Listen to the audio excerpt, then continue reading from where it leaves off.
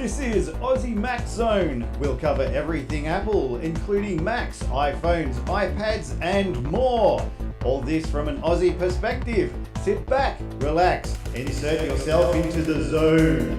The Aussie Mac Zone.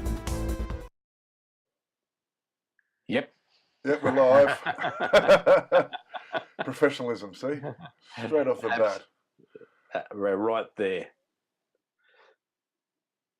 Hello, everybody. Welcome to this week's episode, show 248, Aussie Mac Zone. 248. Geez, we're knocking them over, getting closer to that big 250. Getting there. Getting there. So how are you tonight, Zarn? Just you and me again, mate? It is. Well, seems to be the combo that works lately. Yeah. So, I'm fantastic, Michael. How are you? Very, very good, thanks, mate. Yeah, it's a bit light on like the news, mate. There's not a lot of Apple news out there. There'll be some more tomorrow. Yeah. Or Tuesday American time, because that's when Apple do their third quarter results. Yep. To see how much money they really made. But yeah, we'll see how that goes. Now, our Aussie Apple ramblings this week. Intel says not to expect mainstream 10 nanometer chips until the second half of 2019. These are the ones that we've been expecting since 2015. So Intel has set a concrete deadline, because you know that shifts when you've got bad fitting, but for when it finally have processors built to a 10 nanometer process in the mainstream, holiday season 2019. That's American holiday season, of course. And while the company's 14 nanometer manufacturing process is working well, with multiple revisions to improve performance or reduce power consumption, Intel has struggled to develop an effective 10 nanometer process. Originally, mass production was planned for as far back as 2015, but in April, the company revised that to sometime in 2019. They are making one 10 nanometer processor. It doesn't have a video chip built in like you'd expect. It's a low-end i3, and it's in one single Lenovo system. For the rest of this year, Intel is going to release further processors codenamed Whiskey Lake and Amber Lake on further iterations of its 14 nanometer process. The 10 nanometer delays have meant that Intel's competitors, which for many years had trailed behind the chip maker, are closing in. AMD are up to, they're about to get into their 12 nanometer process, even though they do retain the size of their 14 nanometer predecessors. And AMD plans to sell chips on a 7 nanometer process next year. So that'll be interesting. It might be one of Apple's ones. Apple's new MacBooks might be 7 nanometer. I don't know. How big is a nanometer, Michael? Oh, for the people that I'm asking for a friend, for the people that don't know. Well, what's that? 1,000 of a meter, isn't it? Yeah. So pretty. That's right. So about as big as a lot less than my hair. Here's to my bunnies. So we've got Judy and Kellyanne's watching. Wow. Yeah. So hello, ladies. And I've got to say hello to Harley. He was asking about us the other day. So hello, how you going, buddy? G'day, Harley. How you doing, mate? Now, Apple offers free repairs in Japan after the devastating floods. Western Japan is reeling from massive floods after torrential rains from the end of last month to just a week ago. And at this moment, at least 209 people are reported dead and many still missing. Hundreds of thousands of homes have been inundated, with the most damage centered around Hiroshima and Okayama. Mako Takara now reports that those with Apple products that have been affected by the floods will be able to utilise free repair service at the company's stores or through shipping. Consumers can contact the company for assistance. Apple's website will not have information on this program. Macs, iPhones, Apple Watches, iPads, iPods, Apple brand and Beats brand accessories will be looked at. They're not guaranteed a repair to full functioning status given the circumstances, but there will be attempts made. Residents of flooded prefectures have until the end of September to take advantage of the service. And this is sort of a government Yep.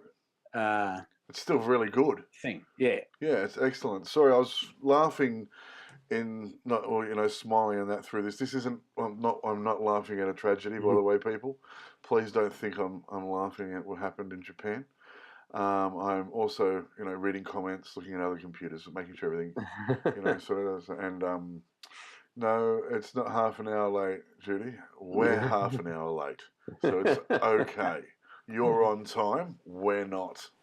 Yeah. just because Queensland happens to be on the same time as us right at this minute. That's right. Otherwise, I'd be blaming you guys. Minus 30 years. But anyway, now we are approaching show 250, which is a bit of a milestone in any podcasting world. And IT Help to You will be providing some iTunes/Apple gift cards as prizes for listener stories, thoughts, and questions about the past, present, or the future. So please shoot something in. Marketing at aussiemaxzone.com.au, Michael at aussiemaxzone.com.au. Just get it in, get some questions to us. Be in the chance to win something. We want to give these away, so. And I've got some other prizes to go as well now, as just little things that we've had supplied. So yeah, please ask the questions. It's not that hard. That's right. It doesn't matter what it is. Ask it on Facebook, whatever you like. It can have to do with, where Michael buys his shirts. Not really. That was a bad example. But, Depends what shirt it is. That's right. Yeah. Former Apple Health Director wants to fix medical record mess. Judy goes, I know too much about you guys to ask anything. That's right. Big and little, that's where I get it from. The Apple Health Technologies Director, who sold his previous health data startup to Apple in 2016, is taking on a new mission, fixing the broken medical records system. And Neil Sethi is still listed on LinkedIn as working for Apple. However, according to a new report, Sethi left the company last year to care for his sister, who subsequently passed away as a result of breast cancer. Instead of going back to Apple, Sethi has now started a new company, Citizen, which has since raised $3 million in venture funding. The goal of Citizen is to give patients with cancer better access to their health information, including genomics and lab results. This data can often be difficult to obtain, even for doctors, therefore making it useless at the time it is needed the most. Sethi's Citizen startup will produce technology that will make it easier for patients to control their own health data. As a result, they will have an easier time sharing it with whoever they want, such as doctors, researchers, and broader care teams. If their health information is spread across the opposite ends of the galaxy, we can create a patient-medicated wormhole that connects all its data together, Sethi told CNBC. And the company aims to launch a test version of the product later this year. And yes, that's what a lot of people have complained about, even with the new Australian records. They're freaking out about the security of the Australian records now that we have a sort of system. But it's still making sure you get everything on there for when something is bad and gone wrong, and you can get a bit of history. It definitely makes a difference and makes it easier for the doctors. Yes. And also research, like they say, if you're sick enough that you've got a researcher looking after you, you want to have as much information as possible. I signed up for the medical records online 4 years ago. Yeah. Just because they were trialing it, and I was in the hospital because Mason was being born. Yeah. And a lady stopped me and said, "Would you like to do this?" And me being me, I'm like, "Yes, absolutely. I would. That sounds fantastic, and I think it's a really good idea." Yeah. So I signed up 4 years ago. I understand people are worried about, security and all that sort of stuff, but everyone's worried about security everywhere. Yeah. So, Rightly so. Yeah, absolutely. I agree. Rightly so. But it's also illegal to. But if remember, people, it is illegal to use information obtained illegally. Yep. So let's just say someone broke in and got my medical history. Yep. And then an insurance company said, "Oh, well, you've got a fatty liver, so we're going to put your premium up $10 a week." Yep. Just they can't do that. Yep. So yeah, that's illegal for them to do that. You have to remember that. All they're going to do is find. What they're going to do, they'll look at me up and go, "Oh, he's got hemorrhoids." What a pain in the ass. Sorry. Sorry. Pain in the bum. Yes. Here's a weird one for you. Yeah. A teen burglar. The guy's obviously not too bright. So, teen burglar wakes up California couple and asks to use their Wi-Fi. So, a couple of 60-somethings in Palo Alto awoke to quite a surprise on Sunday night. A masked intruder standing in their bedroom. And while any number of things could have gone wrong at this point, the intruder actually turned out to be a rather chill, as masked bandit go, and just asked to use the couple's Wi-Fi. Obviously, the homeowners declined. The man leaped out of bed, shoving the burglar down the hallway and out the front door before calling the authorities. Minutes later, the burglar was arrested. No one was injured. Oddly enough, this wasn't the 17-year-old suspect's first confrontation of this kind. Palo Alto police said he'd attempted another daring Wi-Fi theft the previous evening in another Palo Alto home. When the house's residents confronted the man, he asked to use their Wi-Fi network because he was out of data, according to police. The residents told him to kick the rocks, and the man rode off on a bike the couple later discovered had been stolen from their backyard. Sorry, that's not funny. All told, the man is now facing multiple charges, such as 2 counts of burglary, as well as a misdemeanor count of prowling. It's unclear whether he'll be charged with stealing the bike. You have to worry. You have to worry about that poor young man. He's obviously... He's clearly... I just spat food. I apologise, people. He's clearly probably, a little bit... he doesn't have all his crayons in his box. That's right. Yes, he's got a few colours missing. And, now, it's just. We've got visitors. Oh, there she goes. And I did say we were light on our news, so I want you to think about this one, people, because I'm not going to put it all into context for you, because we are not meant to be an R-rated show. So Google says it will stop Android phones from suggesting my face when users type "sit on." So you know how it does. It tells you the rest. You start typing on your phone, and it gives you a set of words to. Oh, well, maybe you mean walk down the street, and it'll put the street there, so you can select that instead of typing it. So some people are retorting that when they type "sit on" while texting on their Android phones, the devices suggest my face and maybe the next thing they want to type. The phase prediction comes from the operating system's autocomplete feature, which recommended words and phrases based on what you type. So, because I'm not going to be very specific here, but yes, they're suggesting my face when you type "sit on." Well, I clearly have an Apple device. And what did it come up with? It said, I typed in "sit on" and it just said "here." Yeah, or the lounge, or Judy, sit on your face.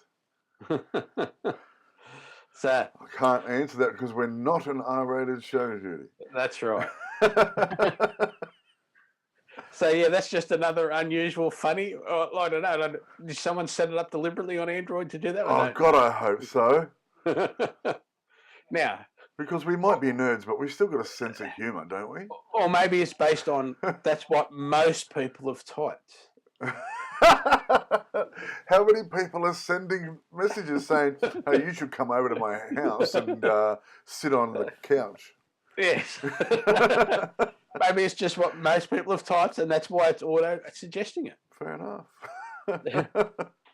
So now a reminder this week, we are brought to you by Aussie Tech Radio at www.aussietechradio.com. Now we do have the award-winning, longest-running Australian tech podcast, Aussie Tech Heads podcast. We've also got our other sister show, Aussie Tech Crypto. We've also got there's also My Tech Opinion and other really good podcasts from around Australia, all there 24/7, just playing non-stop, back to back. And I promise you, you'll pick up one thing every week just for listening to it. You'll learn something every week. Judy's just asked, "Is how does one become a sponsor?" What would you like to promote, and what are you going to give us for free? No. So what would you like to promote? And Yes. all you've got to do is contact marketing at aussiemaxzone.com.au. That's marketing at aussiemaxzone.com.au. Do we have a marketing department? We do have a marketing department, yes. It's all part of Aussie Tech Heads. Yep.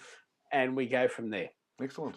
You can do it just on the Macintosh show, Aussie Max Zone. You can do it just at Aussie Tech Heads, or you can do it on all three of our shows, the crypto one. And they will all be editorial type advertising, not pre-recorded advertising. That's right. And also, Judy, if you're doing that stuff, and because the guys who run Tech Heads and stuff like that are in Queensland too. I think they're close by to Robina, aren't they? Mm-hmm. There you go. Yes, they are. Yeah, so. Now, here's an interesting one that somehow Canalys has got hold of this information, or worked it out, or thought about it. Apple shipped 3.5 million watches in Q2 2018. So that's January, February, March, 30% more than last year. During the second quarter, Apple shipped worldwide, according to new data shared today by analytics firm Canalys. Now, Apple sold 30% more watches than it did a year ago during the second quarter, with the difference being the availability of the Apple Watch Series 3 with LTE, a feature that likely spurred customers to upgrade or purchase one of the watches for the first time. Apple's LTE Apple Watch was especially popular in Asia, accounting for 60% of the 250,000 units that were shipped to the region. The Apple Watch Series 3 with LTE was the best shipping smartwatch in Asia in Q2 2018, according to Canalys. Now, while shipments were up, the company's share of the smartwatch market dropped to 34% from 43%. Canalys attributes this to competition in the smartwatch market, according to strong performances from Fitbit and Garmin. So total smartwatch shipments reached 10 million units during the second quarter. That's not bad, eh? That's good. Yeah. Now, I've got a question actually about smartwatch. Yeah. And what I want to know is it compatible with iPhone 5S? Yes. Yes, that'd be the last model that it'd be compatible with, wouldn't it? Yeah. Yeah. Okay. And SE. No. Yeah, SE's after. Yeah, SE's after the 5S. Yes, so quite probably. Yes. Yep. Yes. Okay. Now, just on that subject, the current Series 0 watch, the first one Apple released, that can't be upgraded to Watch OS 5, which comes out in September. Yep. So just keep that in mind, peoples. Don't get caught buying a second-hand Watch Zero thinking, oh, beauty, I can get another couple of years out of this with the latest upgrades. You can't. Thank you. And it's not quite enough grunt to run some of the latest upgrades. Yep. To do with audio and stuff. So, actually, speaking of upgrades and stuff like that, my iPhone 6 Plus, S 6 Plus, it's 128 gig, and I've been, because I I'm on a podcast. I listen to podcasts. Yeah. And everything like that. Was it going to allow me to download a new podcast? And I checked, and my podcasts alone was 75 gig. Because when you listen to them, you set up so that they auto delete. I know. See, I don't, because sometimes because I listen to them when I fall asleep. So sometimes I don't get to finish them. So I haven't set up auto delete. And you can set it up if it has, like I personally keep it so that I might only have the last 3. So even if I haven't listened to it or I've forgotten to auto delete, I only keep the last 3 episodes because most of the stuff I listen to, most of it is news based. Yes. Type 1. So something that's 6 weeks old or 4 weeks old. Yeah. Pretty useless to me. And see, what I don't realise too, I do realise because I know I can do it. So I can set it up to auto delete and then go into the podcast itself and go older episodes and find the one I want to listen to anyway.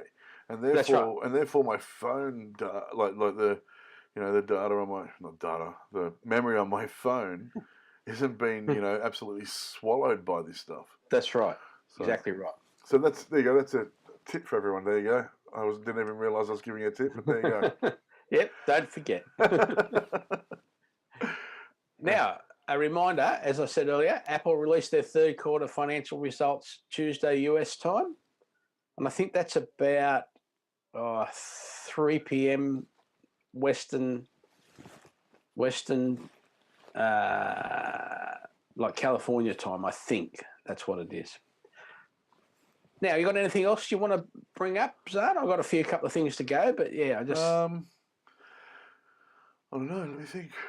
No, I don't think I do. But I'll listen to what you have to say, and I'll probably, I'll add a little bit to that. All right. So, firstly, there's the new website called sharecuts.app. So this is it's only just started. So there's only about 20, 21 things there at the moment, but these are workflows. So which is going to become shortcuts, which is like automating your things on your iOS phone or your iOS iPad, for example. So there's already some there that are made for you. Yep. There will be a lot more coming, but as I said, it's only very new. I heard about it today, so that's why I'm mentioning it. And what's it called again? Sharecuts? Sharecuts.app, but it's a website. Okay. Sharecuts.app website. Okay. Awesome. Right. Now, this week in Apple history, August 1 to 7.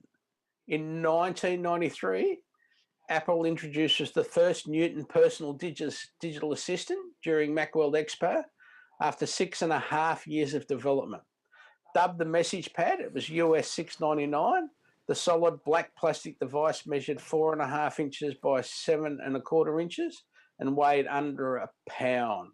The pressure-sensitive monochrome LCD had a resolution of 240 by 336 pixels. Wow.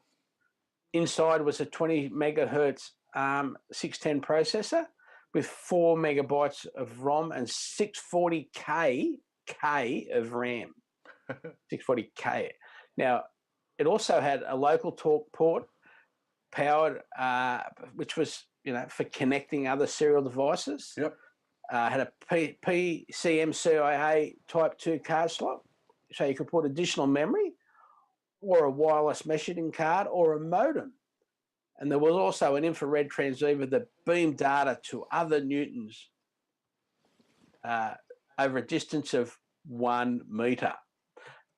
Now, all this, and it was powered by 4 6-volt AAA batteries. Awesome. To give you up to 14 hours. Now, the revolutionary Newton sparked the PDA market, but it was ultimately doomed due to its inability to live up to the public's high expectations, especially when it came to its troublesome handwriting recognition. So I did have one, and it got stolen when my shop got robbed, and they took all of my history stuff out of the front window. Yes.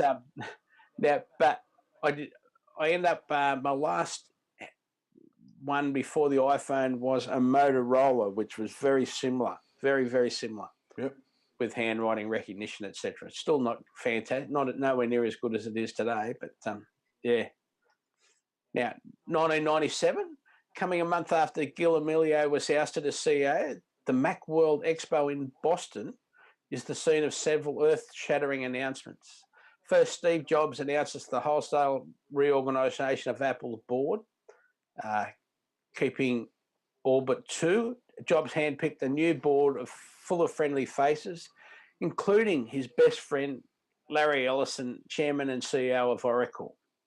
Now, even more shocking that the board shake-up is the announcement that Apple has entered into patent cross-licensing and technology agreements with Microsoft. Bill Gates and co. agrees to continue making Mac versions of its Microsoft Office and Internet Explorer products for 5 years. In return, Apple bundles Internet Explorer with Mac OS as the default browser. Microsoft also gives Apple an undisclosed amount to settle patent infringement claims and buys $150 million of preferred stock. Now, meanwhile, back in California, Sandy Bennett, VP of the Newton Systems Group, apparently announced that Newton Inc. is now completely autonomous from Apple. We have our own board of directors, financial model and business plan, focused on the development of products and licensable technologies for mobile users. The new company has a new logo and looking forward to relocating to office space. All those plans would change a month later when Steve Jobs decided to pull the Newton subsidy back in and created a division for the eMate 300. 2003, customers can begin, get ready for this, pre-ordering DVD Studio Pro 2. Mm-hmm.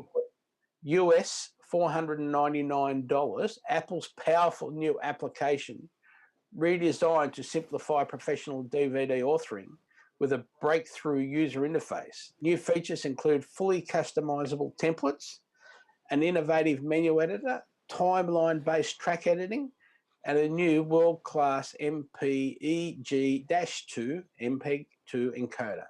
DVD Studio Pro 2 is the breakthrough DVD authoring application that video professionals have been asking for, says Rob Shobin, Apple's Vice President of Applications Market. Now, regardless of whether your DVD project is a simple or a complex show, no other professional DVD authoring tool offers the type of advanced capabilities and ease of use that DVD Studio Pro 2 does. And now you can do it all for nothing. On your phone. Yeah, just about. Yep. So that's nearly it for us. Of course, there's links. When you download it, there are links to the show notes at Aussie Mac Zone. There's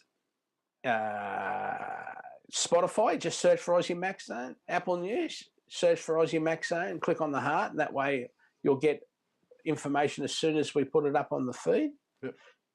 And just before you do your bit, Zarn, yep, our thoughts do go out to all people on the land at the moment.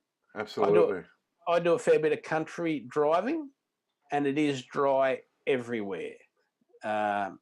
Besides driving in the city, I do, with my car club and stuff, we get to drive around out in the sticks just a little bit, not very far, but I know how dry it is. Just around here, we've got farms and things around here, and all the dams are bone dry. Absolutely. All you got to do is drive out to Campbelltown along the Northern Road, and you can see that the dams out there are dry. Yeah, and it's worse further out. So our thoughts go out to all of you. Yeah, that's right. Good luck. Absolutely. And the government should be doing more for you people. You're our backbone. Well, they did announce a lot today. Yes, just a thing. So we are thinking of you. Just you're not doing it alone. Absolutely. Well, on that note, guys, thanks to the sponsors. Yeah, ithelptoyou.com.au and AussieTechRadio.com. And our supporters, you, our listeners, thank you very much. And it's up to you, Zarn. I was waiting for you to say it. Is he going to say it? Thanks, everyone. Thanks, listeners. Thanks to our sponsors. And remember, go Rabbitohs. Go Rabbitohs. And an apple a day keeps the androids away. Thanks, guys. Bye. Thank you.